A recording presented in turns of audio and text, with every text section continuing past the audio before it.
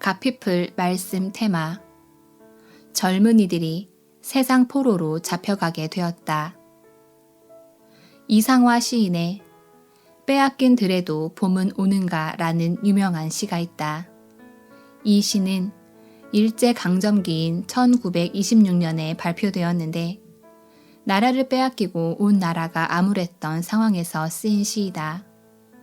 이 시에 대한 자료를 찾아보니 나라를 빼앗긴 지 벌써 10수년이 지나 해방에 대한 기대감은 점점 사라지고 이대로 일본의 식민지로 정착되는 것은 아닌가 싶은 절망감이 깊이 드리워지던 현실을 담아낸 시라고 한다. 지금은 남의 땅, 빼앗긴 들에도 봄은 오는가 라는 질문으로 시작하여 그러나 지금은 들을 빼앗겨 봄조차 빼앗기겠네 라는 자조로 끝나는 이 시는 조국 상실이라는 절망적인 상황 인식을 아픈 가슴으로 읽어야 하는 동시에 또 다른 한편으로는 빼앗긴 나라를 반드시 되찾고야 말겠다는 강렬한 의지를 되새기며 읽어야 한다는 설명이 눈에 들어왔다. 다니엘서 1장을 읽는 우리의 마음이 이래야 한다는 생각이 들었다. 한편으로는 부끄러운 한국 교회의 현실에 대한 정확한 상황 인식과 함께 참담한 마음으로 회개의 자리로 나아가야 하며 또 다른 한편으로는 그렇게 낙심만 하고 있을 것이 아니라 회복에 대한 강한 의지와 희망을 가지고 다니엘서를 읽어야 한다는 것이다. 당시 이스라엘이 저지른 죄악 중 하나는 젊은이들을 세상에 포로로 잡혀가게 만든 것이다. 다니엘서 1장 3절 4절의 상황을 보라. 왕이 환관장 아스부나스에게 말하여 이스라엘 자손 중에서 왕족과 귀족 몇 사람 곧 흠이 없고 용모가 아름다우며 모든 지혜를 통찰하며 지식에 통달하며 학문에 익숙하여 왕궁에 설 만한 소년을 데려오게 하였고 다니엘 1장 3절 4절. 유능하고 똑똑한 아이들이 다 잡혀갔다. 가슴 아픈 일 아닌가. 그들이 포로로 끌려가 겪었을 수모를 생각하다 보니 시편 137편이 떠올랐다. 우리가 바벨론의 여러 강변 거기에 앉아서 시온을 기억하며 울었도다. 이는 우리를 사로잡은 자가 거기서 우리에게 노래를 청하며 우리를 황폐하게 한 자가 기쁨을 청하고 자기들을 위하여 시온의 노래 중 하나를 노래하라 함이로다. 시편 137편 1절 3절.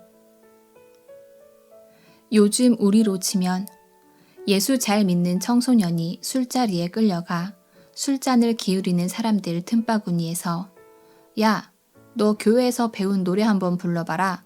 그 하나님 노래 있잖아. 하는 수모를 당하는 것과 비슷한 상황이다. 유능하고 똑똑한 아이들을 이런 비참한 포로로 끌려가게 만든 자들이 누구인가? 타락한 기성세대들이다. 지도자 여호야김 왕을 비롯하여 타락하고 변질되어 무기력한 자리에 빠져버린 기성세대들 때문에 죄 없는 젊은이들이 포로로 끌려가 수모를 당하는 자리에 빠져버렸다. 문제는 오늘 우리 시대에도 이런 가슴 아픈 역사가 계속되고 있다는 사실이다. 오늘날 젊은이들이 교회를 떠나고 있다는 말을 많이 한다. 그리고 크리스천 학생들이 캠퍼스에서 자기가 예수 믿는다는 사실을 철저하게 숨긴다는 말도 종종 듣는다.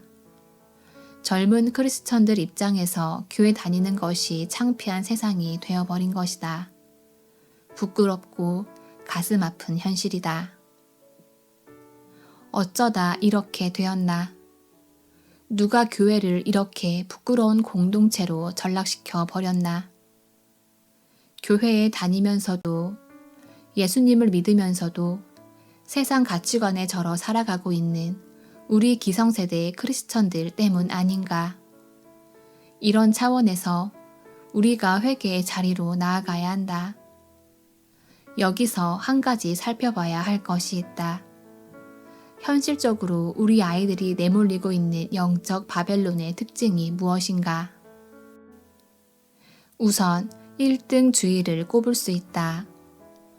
포로로 잡아가도 똑똑한 아이들 위주로 잡아갔다. 오늘날 우리도 여기에 놀아나고 있는 것은 아닌지 잘 생각해 봐야 한다. 타락한 세상의 특징이라는 잘못된 1등주의가 교회 안에까지 스며들고 있지는 않은가. 그리고 그 과정에서 필연적으로 따라오는 탐욕이 교회 안에 자리 잡고 있지는 않은가. 그리스도인들이 탐심에서 자유롭기는커녕 오히려 더 욕심 많고 더 탐욕적이라는 비아냥을 듣게 된 현실을 부끄러워해야 한다. 영적 바벨론의 또 다른 특징은 성적인 타락을 들 수 있다. 청소년들이 가지고 있는 스마트폰, 인터넷에서 너무나 쉽게 접할 수 있는 음란 동영상이 그들로 하여금 성적 충동을 억제할 수 없게 만든 흉기가 된 것은 아닐까? 그렇다면 어린 청소년들이 쉽게 접할 수 있는 그 음란 동영상은 누가 만드는 것인가? 돈만 된다면 그것이 악영향을 끼치든 말든 그런 자극적인 동영상으로 도배하는 이런 썩어빠진 바벨론 사회가 그런 아이들을 양산한 것은 아닌가? 그런데 이렇게 암담한 현실만 생각하면 빼앗긴 들에도 봄은 오는가의 한쪽 면만 보는 것이다. 도저히 해방될 것 같지 않은 절망을 안고 그 시를 지은 것 같지만 동시에 빼앗긴 들을 반드시 되찾고야 말겠다는 굳은 결의가 그 시에 담긴 것처럼 우리도 다니엘서를 묵상할 때 이것을 회복해야 한다. 현실을 보며 낙심만 할 것이 아니라 회복에 대한 꿈을 꾸어야 한다. 우리가 지금은 이렇게 부끄러운 자리에 서게 되었지만 회복은 가능하다.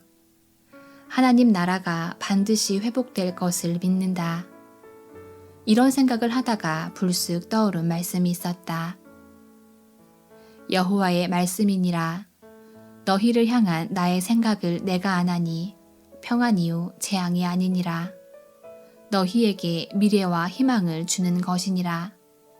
예레미야 29장 11절. 영화 암살이나 빼앗긴 들에도 봄은 오는가라는 시에 나오는 독립군을 움직이게 만드는 에너지는 무엇이었는가? 나라를 되찾겠다는 의지력, 그 일에 헌신하리라는 희생 정신이 그들의 동력이었다면 다니엘이나 우리의 동력은 조금 다르다. 우리의 동력은 내 안에서 솟구치는 숭고한 희생 정신이나 의지력이 아니라 이 말씀의 하나님, 그리고 그분이 주신 약속이다. 너희를 향한 나의 생각은 평안이요. 너희에게 미래와 희망을 주는 것이니라. 하나님의 이 마음이 다니엘서에 가득 담겨 있지 않은가? 포로로 끌려간 그 자리에서도 여전히 일하시는 하나님, 그리고 그 하나님의 신실하심이 우리의 동력인 것이다. 제레미 테일러는 도우시는 분이 전능자임을 기억한다면 사람은 결코 절망할 수 없다라고 했고, 앤드류 머레이는 철저히 절망하고 오로지 주님 안에 있는 소망을 발견하는 순간 구원이 시작된다라고 했다. 톨스토이는 이 모든 명언을 한마디로 요약한 것 같은 명언을 남겼다. 인간의 절망은 하나님의 기회이고 인간의 끝은 하나님의 시작이다. 인간이 저지른 죄악으로 절망의 구덩이에 빠져 울고 있는 그 자리에서도 여전히 일하시는 하나님이 우리의 소망이 되신다. 이찬수의 세상에서 믿는 자로 산다는 것 중에서 가피플 말씀 테마 젊은이들이 세상 포로로 잡혀가게 되었다.